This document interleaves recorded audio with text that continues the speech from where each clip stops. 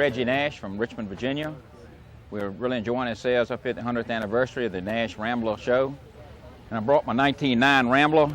I picked it up a couple years ago. I'm the third actual owner.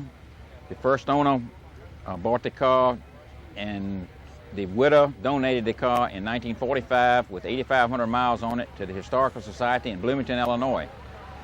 A man in Bloomington, Illinois bought the car in 1978 from the Historical Society. 2 years ago, I bought the car from him. He had rebuilt the engine and put a top on it, reupholstered the front seat. Other than that, the car is an original car. I went through the transmission in the rear just to make sure everything was okay. And we enjoyed touring on it. We just drove it up this morning from Racine. And having a good time. The car will run 43 to 45 miles an hour at top speed. We cruised over here at 30 to 35 today. The car was the first year for a car to have a spare wheel. It has a twin type ignition system. It will run on a battery system or a magneto system with separate spark plugs. It has adjustable steering column. The column will go up or down, but it was not for heavy people. It's up all the way, and it just does come up enough for me to fit. So if you're much heavier than I am, you're not going to be able to drive it very good. The tires are 36 inches around, 30 tall, which was a tall tire for that time. The engine is a 4.5-inch square bore and stroke, and it's rated at 34 horsepower. It's a 114-inch wheelbase, which was still a larger car, much larger than the Cadillacs of the era. It's almost 8 foot tall with the top up. The steering wheel is on the right side, which they kept this way until 1913.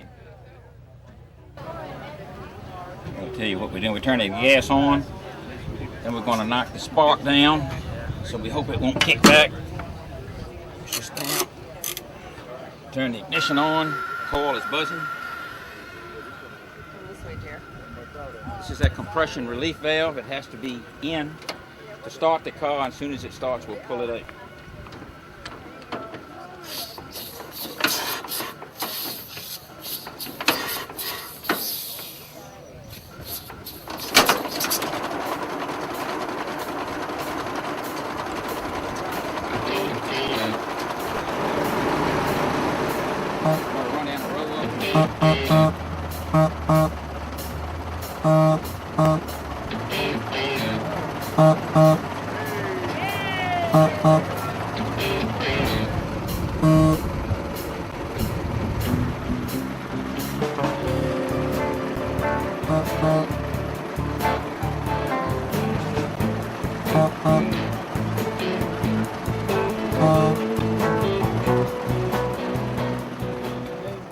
Okay, I'm Gordon McGregor from Carmichael, California, a suburb of Sacramento, California.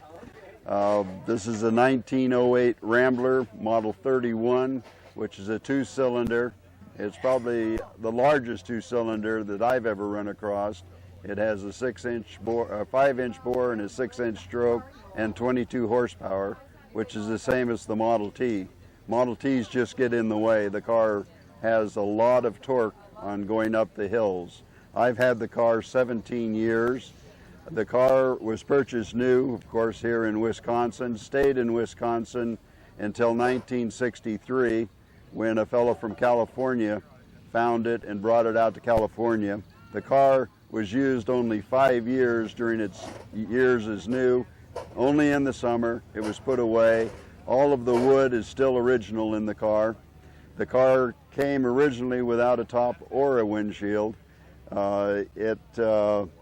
It cruises fairly well at 32 miles an hour. I understand the owner before I had it would drive it up to 55. I have never had it up that fast. I don't think it's capable. I just don't feel comfortable at that kind of speed. But at 32, the harmonics in the car, vibrations and everything, settle down very nicely, and the car rolls around quite well. My wife and I have driven the car with the Horseless Carriage Club about 4,000 miles since we've had it. We've been on many big car tours and the 1- and 2-cylinder car tours. I've gone around quite a few of the 2-cylinder Buicks. They don't like it, but the Rambler is a much stronger car than the 2-cylinder Buicks are. So we enjoy driving it and enjoying it. I've had it up over Carson Pass in California, which is 8,200 feet. We were going rather slow at the time, 7 miles an hour. My wife said she could count the pine cones and kind of enjoyed that. And so we've had it up into Lake Tahoe and around that area on some pretty high passes.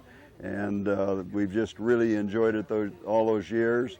I thought it ought to come out to its 100th anniversary here in Kenosha. So in November, I stripped the car completely down, sandblasted the chassis, had all of the brass redone. I redid all the wood in it, and then had a painter friend of mine paint the car. I had all the brass. It's been polished, and they put a clear lacquer on it so that I don't have to go around polishing it all the time. I'm the 6th owner of the car, and I have all of the documentation from the first owner right on up, and you can see the changes in the pictures that I have as the speedometer got changed, the horn got added, the top and the windshield were put on it. One thing that was kind of cute is the original owner in 1908 would not take delivery of the car until the Jeffrey Corporation put a carbide tank on it. They had the pressurized tanks then, and he did not want the generator, he wanted the tank. So both of the toolboxes sit on the same side of the car, the battery box and the toolbox, so they had room on that side to put the tank. The tank was removed when it was restored the first time in about 1963, and it was painted all red at that time. And I wanted to put it back to its original colors, so that's what I did, and finished. I got the last piece of wood back from the paint man 2 weeks before I left Sacramento. It's on the car, and we're having a lot of fun with it. Hello, my name is Frode. I'm the president of the Norwegian AMC Club. And we have been here for 4 days now. We have joined this trip. We have seemed to come here for a year ago, and we joined it. And we think we are in paradise when we are here. We have never seen so much AMC and Gremlin and Rebels for all my life. I think this will be the biggest moment I have. Okay, my name is Peter Husson, and I'm coming from Sweden. And when I'm coming here today, I thought I must be in the AMC Rambler heaven, because that is so much beautiful to look at. And we really enjoyed this trip. And I'm sorry that it couldn't go on forever. And the whole Kenosha people have been very kindly to us. And so the whole group, we come here, we were 22 people, 19 from Sweden, 1 from Denmark, and 2 from Norway. And I hope I should come back sometime.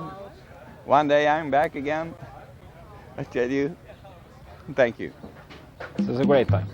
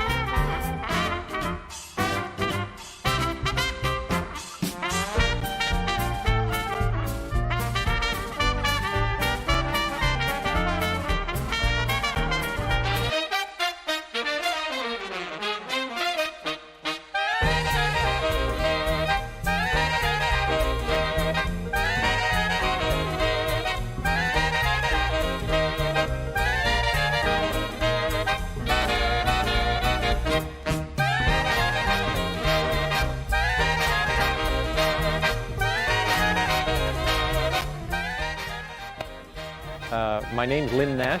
This is a 1902 Rambler, Model D. It's a Stanhope body. Most of the 1902 Ramblers that were made here in Kenosha were Model Cs. This has the Stanhope body, which is the baby carriage type body canopy on it. Its serial number is 16 and is believed to be the earliest Rambler left in existence now, the oldest one. It's got a number of features that the later Ramblers didn't have in 1902. As a matter of fact, there was another 1902 Rambler in the show that was made later in 1902, and we thought when we compared notes that there were about 20 differences between the two cars. The car, I've had it for just about 3 years now. It came from Santa Barbara recently, and I've got the whole history of it back to 1904. And I believe the first couple of years of its life it spent in the Kenosha Racine area. Then it went to Syracuse, where it spent probably 25 years. From there it went to Massachusetts, then to Santa Barbara, California, and then I got it. And we live in Campbell River on Vancouver Island, British Columbia. One of the interesting features of it, and it's a one-cylinder car, of course, 8 horsepower. It seems to be the only one in existence that has a drawer on the front of it that opens, and that's where you put a number of your tools and so forth. As I say, there's the historian that looks after the Rambler Register indicated to me that he felt there wasn't another one in existence that had that drawer. Also, it's got bicycle wheels, and of course the Rambler, the Thomas Jeffrey Company built bicycles before they got into automobiles. This one has interesting tires on it. The tires are glued on, and they're screwed on with little caps that go up through the rims. The body is original on it. It's never been restored. What I did with it, because it had rubs and scratches, I washed it with a gel stain, and then had a professional pinstriper go over all the old pinstriping to bring it out. And then I put a couple of coats of Johnson's floor wax on it, so that helps to protect it. It runs. It's 2-speed. It's got low gear and a high gear, and low gear is very low, and high gear will give you the manual says about 25 miles an hour. But it runs well, about 15, and we trailer it to different meets, and I just finished the restoration on it probably 2 days before we got here. There's still a few things that need to be done. So we're glad to be here in Kenosha, and very, very excited about the reception we've had here, and the friendliness and the generosity of the people here. Hi, my name is Kurt Meister. I live in Chicago, actually a suburb of Chicago, Long Grove, Illinois. And this is a 1933 Nash. It's a model 1180. Some of its unique features are that it has a straight 8 engine with twin ignition on it. It has a beager oiler that automatically oils all the lubrication points you lubricate by hand. It has a adjustable ride control from the inside for a firmer, soft ride. It also has a worm gear drive setup instead of a normal differential, and that gives the car its low profile. It's a 5-passenger sedan, and it's I restored it in 1961. It took me a year to restore the car. I bought the car and restored it for a total of $1,500. Not a lot of money compared to what it would cost today. This was the 37th car of 749 produced. Yeah, another unique feature of the car here is it's a straight 8. It's 100 horsepower, which was a lot for its day. It's an overhead valve engine, and it has a twin ignition. It has a set of plugs on each side of the engine, 2 coils, 2 condensers, and a large distributor cap. It also has 9 main bearings, which very few automobiles have, to lubricate the crankshaft. And that's about the unique features about the engine.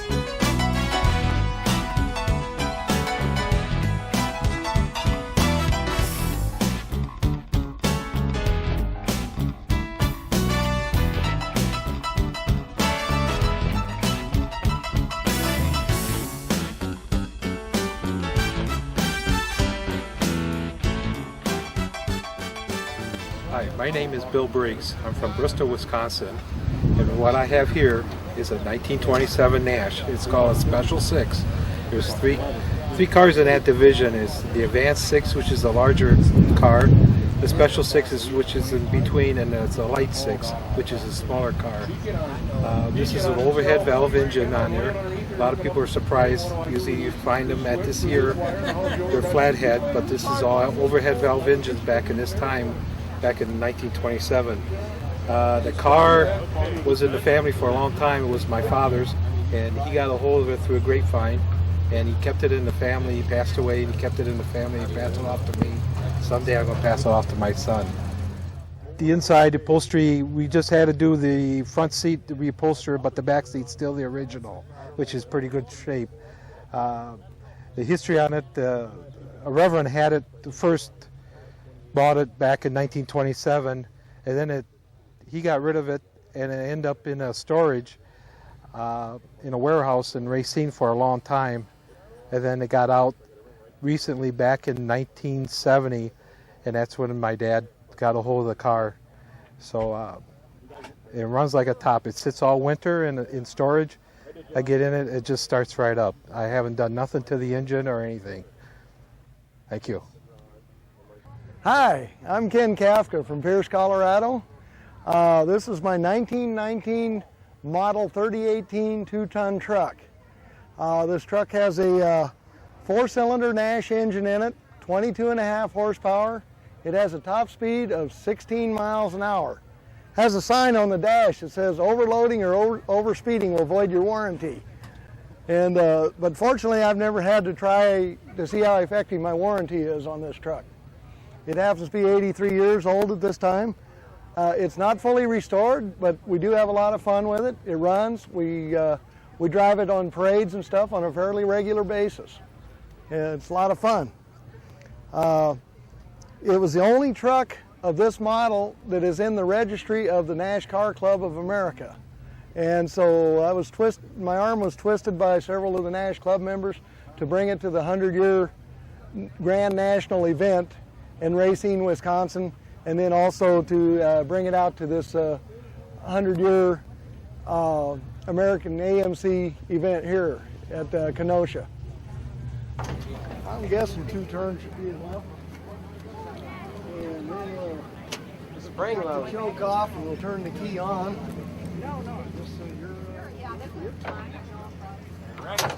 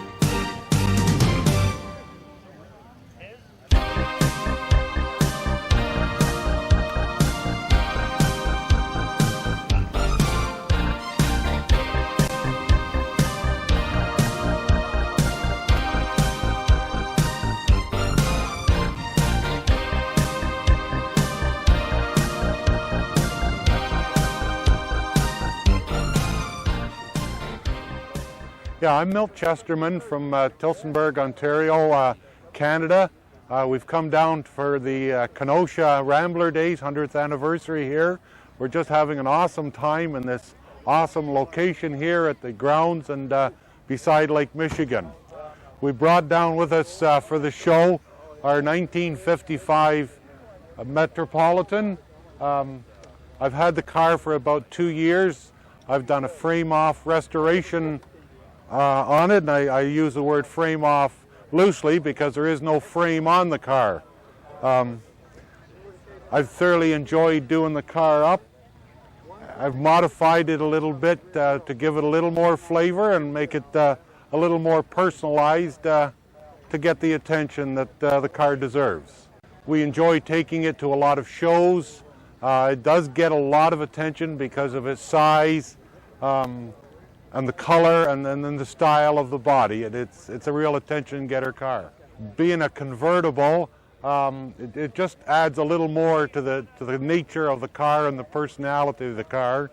The convertible is always a very desirable car of any size or model. Hi, I'm Diana Hawkinson. I'm from Detroit, Michigan. I'm here in Kenosha for the 100th anniversary of the Rambler. I'm here with the Metropolitan Owners Club of North America. I'm president of the Mitten Mets chapter in Michigan. And we're here with the cutest cars on the field, the Mets. My dad was the designer of the Met. He's the guy that came up with the idea for the first small car produced in America, and did it back in 1948, and sold the idea to George Mason at Nash, and from there they took over and sold the car. They sold 100,000 of them, and about 10% remain today. And we still think they're the cutest cars in the world, and we have a lot of fun with them. And this is a great show here on beautiful Lake Michigan, and we're having a great time. Think about it. Think about it.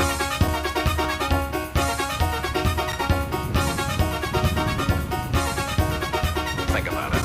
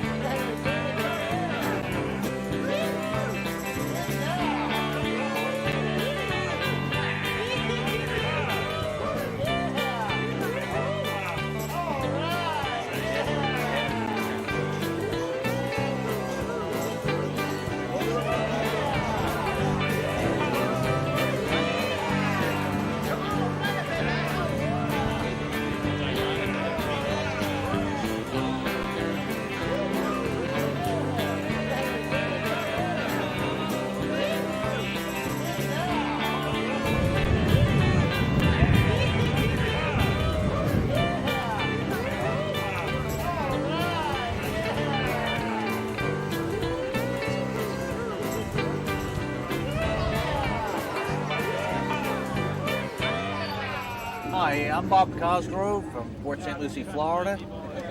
Been an American Motors fan for 45 years now. We've restored this 69 Rambler Road, which we'll take a look at in a couple of minutes. Over the past 3 years, in preparation for this 100th anniversary centennial celebration of the Rambler.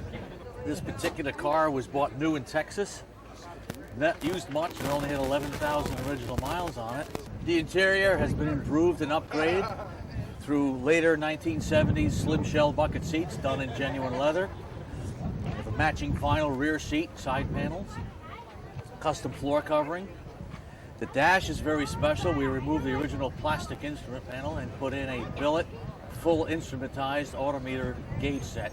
Really very beautiful. We also have a later 70s AMC steering wheel, 69 AMX tilt column, shortened and custom fitted to fit the Rambler.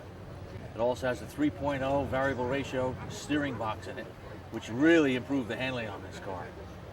Under the hood of this Rambler Rogue, you'll find a 390 cubic inch Rambler Rogue V8, modified, putting out approximately 460 horsepower. We have many chrome accents under the hood. We have polished chrome, polished billet items, many modifications to make this truly a street rod custom of today. This little gold-plated replica here is a 1902 Rambler that was given to Nash dealers in 1952 on the 50th anniversary of the first Rambler. We had this gold-plated in commemoration of this 100th centennial observation.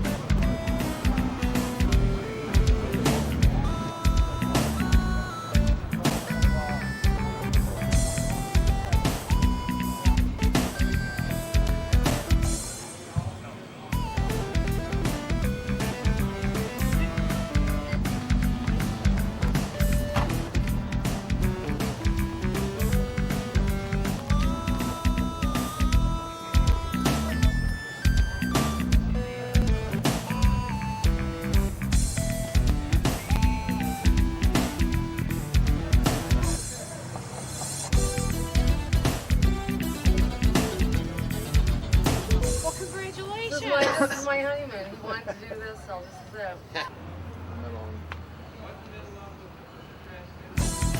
Nothing happens.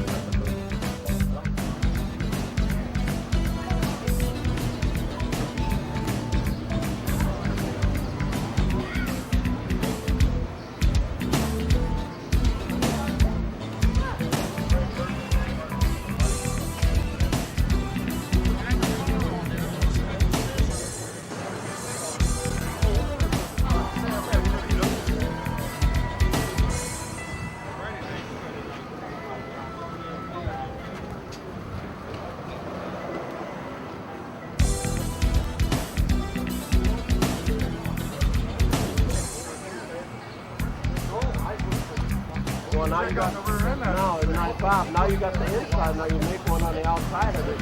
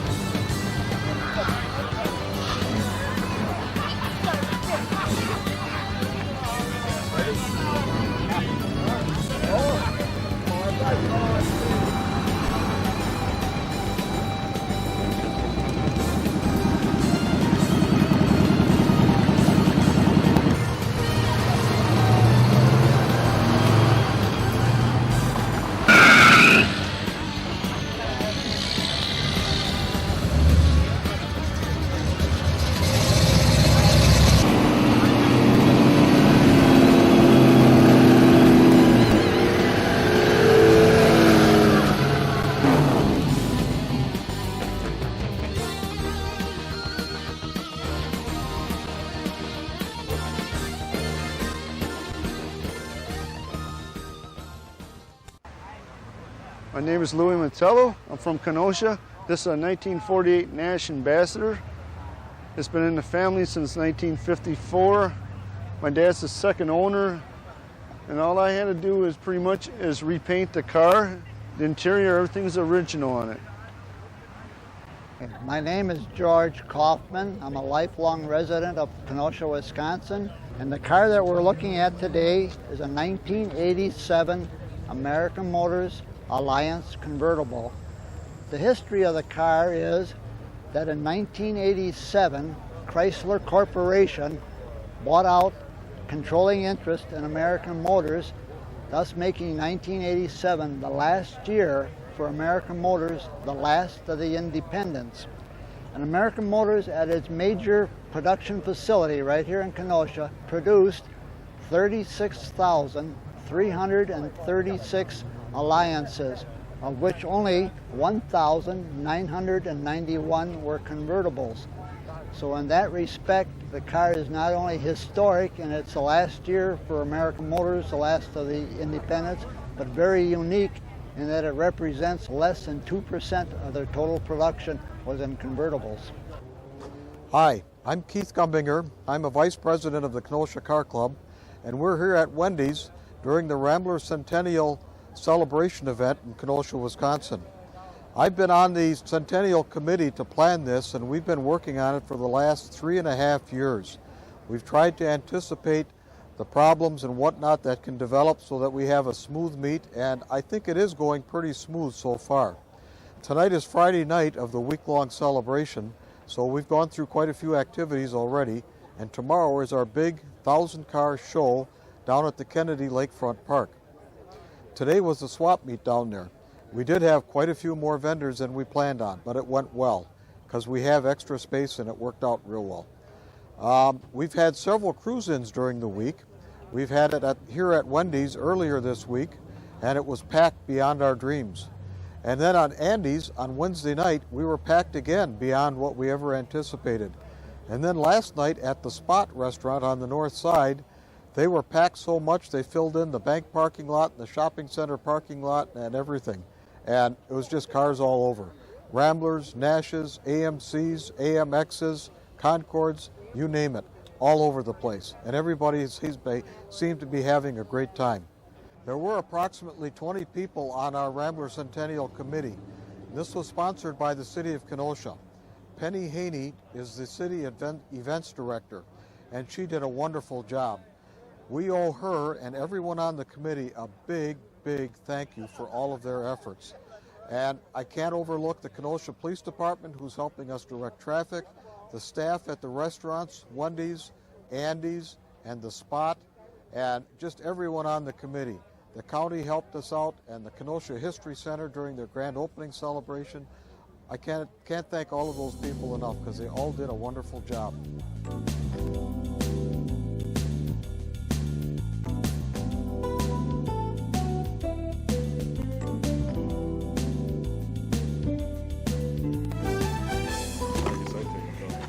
Good afternoon. These are actually from Representative Cruiser and the Governor.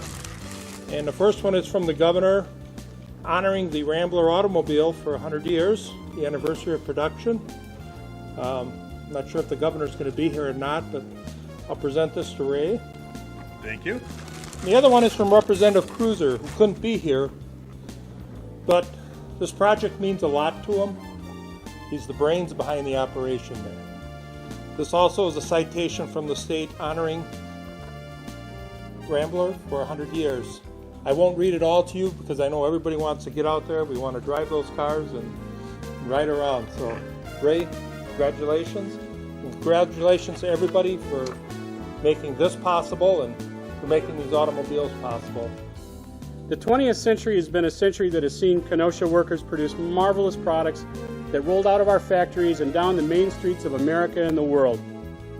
It has been a century of not only industrial expansion, but of population growth too, as European immigrants welded their desire for a better life to the opportunities our industries offered in plants such as that started by Thomas Jeffrey, where the Rambler legacy began. But we always come back to the cars of Jeffrey, Nash, AMC, Renault, and Chrysler. And even though cars are no longer produced here, the automotive legacy, that Rambler legacy, lives on at the sprawling Daimler Chrysler engine plant on 30th Avenue. That Rambler legacy also lives on through cars like those displayed here, meticulously restored, lovingly cared for by avid collectors and selflessly shared here at the Kenosha History Center. Today, we formally dedicate this gallery to coincide with the commemoration of the Rambler Centennial. In the years ahead, as we continue to interpret the story of Kenosha in the 20th century, we'll see dozens of cars grace this space on a rotating basis that should ensure a continuing variety of displays that will interest both our visitors and the people who support this institution with their tax dollars and donations. The exhibits that will fill this gallery will continue to commemorate a special legacy that began with Tom Jeffrey in 1902, a legacy of hard work on the assembly line, a legacy of long hours at the design board, and a legacy of unique products rolling down the streets of America and the world. That is the Rambler legacy. Thank you so much for being here. I'm really honored to stand here on behalf of Local 72 on the occasion of the dedication of this beautiful gallery. I want to thank Gene Sylvester, our former president, or one of the former Local 72 presidents who's here today, for his tireless devotion to first the concept of a museum that would honor the legacy of automobile production in Kenosha, and then his further dedication to making it a reality and his continuing involvement with it.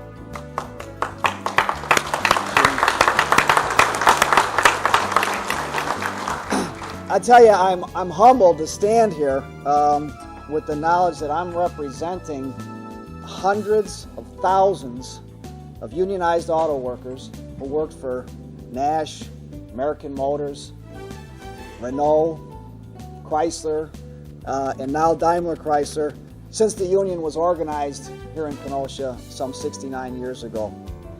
The names of the companies that built the cars and engines here in Kenosha have changed, but UAW Local 72 has been an enduring presence over those years. So for all of those involved with this Rambler Legacy Gallery, I want to thank you from the bottom of my heart on behalf of UAW Local 72.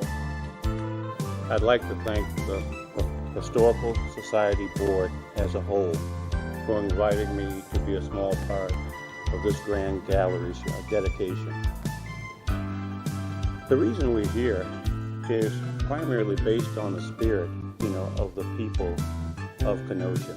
And right now, Kenosha is one of the finest places in the country to live and to work, and it's all based on the spirit of these fine people here. Thank you. Well, good afternoon to everybody. This is indeed a special occasion. But I think the one thing that's really important is that what we're exhibiting here is the result of the workers that worked for many, many years at Nash, at AMC, at Daimler Chrysler, at Renault. This is the product of what they produced, and I think that's what really is so important for this gallery and what we have here today. It's recognizing the efforts of all of those people that worked for years and years in the plant and producing a product that was rather unique in many instances. It's a tribute again to the workers in the plant that produced that. And for them, let's give them a big round of applause. Gentlemen, ladies, thank you for being part of Kenosha and the historical event that we're experiencing today, and we will in the future. To many, many years of success. So at this point, we have a plaque dedicating the facility. If the county executive and the council president would get on both sides and unveil it, and Bob is going to explain what's written on it. Need a drum roll? Whereas the citizens of Kenosha County, through hard work and toil, have brought varied and unique products to the world during the 20th century, and whereas such products have included automobiles and auto engines, fire trucks, metal products, and many other goods, and whereas the Kenosha History Center is the repository and showplace of our community's history, now therefore be it resolved that this museum gallery is dedicated as a showplace of our 20th century history, calling to mind the legacy of Kenosha's industrial century, which symbolically began with the production of Thomas Jeffrey's Rambler automobile. This gallery is dedicated to the people of Kenosha County, upon whose labors our community is built, for the education, enlightenment, and enjoyment of our citizens and our visitors. Thank you. Good afternoon. This is Kenosha welcoming all the kind folks from all over the world who are here with their Jeffrey, Nash, Rambler, AMC, Hudson, Nash, Renault Alliance, Renault Encore, and all the other cars that were made in town from 1902 till 1988. Hey, wait a minute, we made some Chryslers here too. Nobody invited them. Or did they? Anyway, you won't see any, unless they sneak into the parade route. Hi, Ben. Just before they get here, I want to say thank you to some folks. First of all, the mayor of Kenosha, Mayor John Anaramian. Is he here, Ben? Okay. Ben Schliesman is the brains behind this. Mr. Ben Schliesman. So part of the Jeffrey Nash and Rambler heritage still lives on. This is a 1902 Rambler Model D Stanhope with one cylinder. Lynn and Joy Nash. This is the car that started 100 years ago. Big hand. Here's a 1913 Rambler. This is at the peak of the Jeffrey production. The model cross-country touring car built here in Kenosha by the Thomas Jeffrey Company. Ted Burnell, the owner, from Bethany, West Virginia. This is a 1925 Nash Special 6 four-door sedan. It's owned now by Mr. Ken Hassler, and its home base is right here in Kenosha. And we're sure glad it's here to see it and enjoy it. A 1929 Nash 461 Advanced 6 Cabriolet. And Tim and Dorothy Van der Wedding from Greenleaf, Wisconsin are behind the wheel. Welcome, folks. Welcome to Kenosha. This is a beautiful 1932 Nash Ambassador Model 108-2R Rumble Seat Coupe. It's from Chicago Park, California. I said Chicago Park, California. And it shows you what Kenosha can do. This beautiful classic 34 Nash, Kenosha's finest for 1934. A full classic. Isn't it beautiful? And it's driven by Terry Lucille Davies from Puyallup, Washington. Thank you for being here. Beautiful car. This 35 Nash changed styling entirely. You can see that it's a pioneer in streamlining. This car is actually a twin sister to the first car owned by the driver 52 years ago. So you see, you can go home again. What a beautiful car. Thank you for being here. That's Eric Nelson Jr. This was my first car, 1940 Nash. It's a Model 4020 Ambassador 4-door, 6-cylinder. Second from the top. The only one higher than this was the Ambassador 8. But it's got the dual ignition. 12 spark plugs, 12 wires, and it's driven and owned by William and Martha Hanna of McMurray, Pennsylvania. Now we have a 1948 Nash Ambassador pickup, and a lot of people are going to say right now, oh, he took a sedan and customized it. Not true. It's owned by Jim and Linda Dvorak, and they're here from Richfield, Wisconsin, and they've been here before with that beautiful truck. And you can see that it was part of Nash Kelvinator. This car is a 1948 Nash Ambassador convertible. Bob Nagley is here from Richland Center with this glorious model 1948 Nash Ambassador convertible. And Alan Keel, Kenosha County executive, who we thank, in the passenger seat. Thank you. 1951, this Nash Ambassador, top of the line for the 1951 model year. This was the last of the 51s. It's a two-tone Ambassador custom. Only 311 had this car's paint combination. That's all. Surf green over a sea mist gray. Thank you, Roy Bellman. This is a 51 Rambler convertible. Now, Rambler actually was revived in 1950, and this is the model 5121. It's got the L-head Flying Scot engine. Hey, thank you for being here with that glorious car, the Richard and Janet Sadler, a car that made history. Now, the champions. First place at Le Mans, third place overall. This is the pride of the Nash fleet. Two of them we get. Nash Healy. Built in England with Nash engines from Kenosha in Italian styling, with the great Nash Le Mans engine under the hood. That's fabulous. 7-main bearing overhead valve engine with twin carburetors. That car brought a lot of honors to Nash Kelvinator and to Kenosha. Thank you for being here. 1954 Nash. This is the car before American Motors fired up. It's 5460 Ambassador Country Club hardtop with Buck and Irene Depkin. They're here from Maryland. 1954, by the way, the first year Nash offered air conditioning. It was half the price of the other vehicles. This beautiful Ambassador Country Club hardtop. This is a 58 top-of-the-line Ambassador four-door hardtop station wagon, of which they only made, I'm guessing, 400. And what you're seeing is really the 1958 Hudson. At the very last moment, Nash decided to call all the senior cars Rambler Ambassador. 1958 Rambler, Frank Rennick of Cleveland Heights, Ohio. Thank you for being here. In England, Nash Motors was building this beautiful Metropolitan. This car is from Kenosha, Mr. and Mrs. Burl Gillian. The 60 Metropolitan hardtop. They made two models, a hardtop and the convertible. Metropolitan was a luxury car, although a lot of people think of it as an economy car. It was for your $1,800.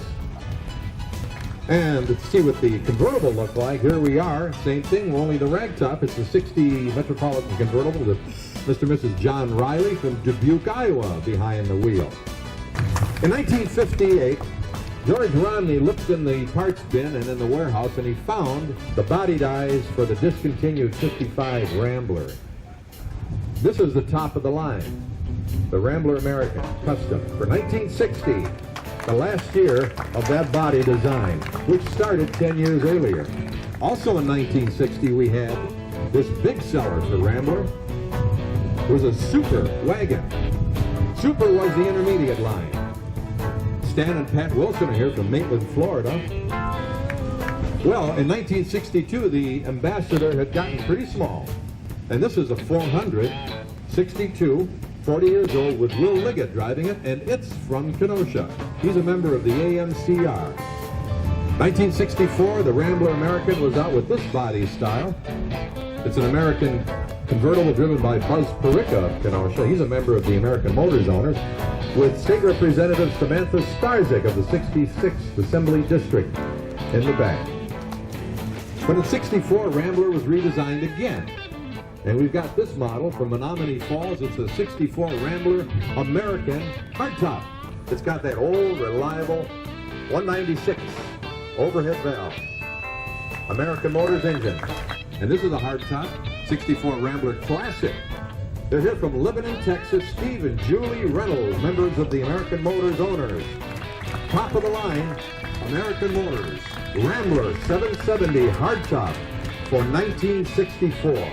Then when you went to the Rambler American, you got the convertible. Now this is the top of the line. This beautiful 65 American convertible. Sandy Becker from Clinton Township, Michigan, a member of the AMO. And it's got the optional wire wheel discs. Now, the best from Kenosha was the 65 Rambler Ambassador convertible. Ambassador was back to being big in 65. Irvin Stevens from Grand Chute, Florida has this beautiful example of a 65 Rambler Ambassador convertible, the model 660, top of the line, in original red with optional wire wheel hubcaps. Notice they still say R on there for Rambler. In 1965, American Motors experimented with fastbacks. It was the wave of the future, they thought, bringing back a style from the 30s. This was named originally the Tarpon, later it became the Marlin. Kevin and Jennifer Wright are here from Charleston, Indiana, with this rare powder blue and white 65 Marlin with the Rambler name on the hood and on the hubcaps. The last Marlin was this one, 1967. Craig and Cindy Thompson was here. Notice this time it's built on the Ambassador chassis, Rapid City, South Dakota. And by this time, Marlin was its own name. Or you could call it an AMC Marlin, but the name Rambler was off. In 1968, this is the last of the big Rambler convertibles. It was not a Rambler, it was a Rebel, an AMC Rebel. And this is the very last of its kind, this Rebel convertible with Mark Weimer driving it from Fremont, Ohio. He's got the big Rebel engine under the hood, and he's got that 7 main bearing engine. AMX was the first sporty car. Rich Corsello from Elmhurst, Illinois. This was the car that won many racing champions and came close to many others. AMX built on the Rambler chassis the first year, 1968. Thank you, Rich, for being here from Elmhurst, Illinois. Then came the SC Rambler 69 from Blissfield, Michigan, A. Rick Jones. Some people call it the Rambler Scrambler, but the initial name is Rambler SC Rambler. It's got a Hurst shift and a huge engine. And you know what? Don't even think about it because you'd lose. 69 Ambassador. With the big engine, you could get them in a 401. This has the 390. Rich Brever from Union Grove is here with the 69 Rambler Ambassador. Oh, it wasn't Rambler anymore. It was just AMC Ambassador. They were back to big cars. In 1970, AMC had the Rebel Machine, but muscle cars were the way to go. Tom Guar is here with his from Holland, Michigan, a 1970 AMC Rebel Machine. The top line, the top engine, and top dollar for 1970. Now AMC was back to making smaller cars, but practical ones at a reasonable price. Bill Straubel is here from Fayetteville, North Carolina. 72 Hornet Sportabout station wagon, top of the line. In 1970, American Motors bought Kaiser Jeep. And by that time, they're making this Jeep CJ7, driven by Mike Boyesen of Kenosha. Member of NAMD, it's a 73 model. This was a car that's very unique because it was only available in a coupe. It's called the Matador Coupe, and it's a 1974 model. It's driven by Sonny Box of 5 Points, Tennessee. This Matador Coupe is loaded, and one of the sportier cars of 74, which got a lot of pictures taken of it, and the car was made almost till the end of American Motors. Then comes the legendary Pacer. Did you ever see the movie Oh God? John Denver drives a Pacer. This is a 76 Kurt Uren of Clearfield, Pennsylvania, member of the AMO, American Motors owners. And this is the coupe example. Two-tone car with a lot of glass area. Now we're into 1978. This particular Matador, driven by Claude Weideman of Kenosha, is a Matador Coupe two-tone loaded with the Barcelona option. Interior is Mediterranean and Spanish. And it's got all the bells and whistles and padded top that was so popular in the year 1978. In 1982, American Motors was struggling, but they managed to introduce the Spirit Fastback. This car came out 20 years ago. Jeff Barfield still has his.